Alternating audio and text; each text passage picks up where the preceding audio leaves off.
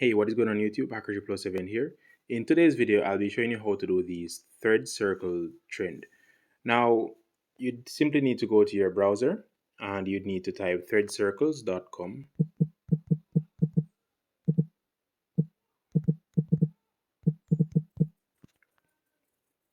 Now, it is this first website right here. So let's select Third Circles.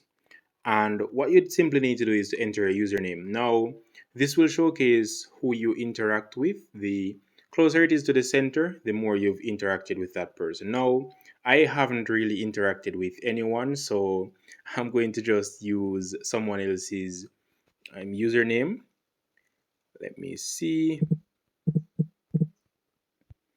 Mr. Beast, and then click on generate and give it a few seconds to load.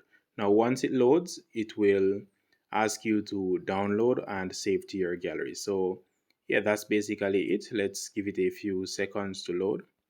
As you can see here, this is the interactions of Mr. Beast. So, that's basically how to do the thread circles trend. So, Hacker 7 out.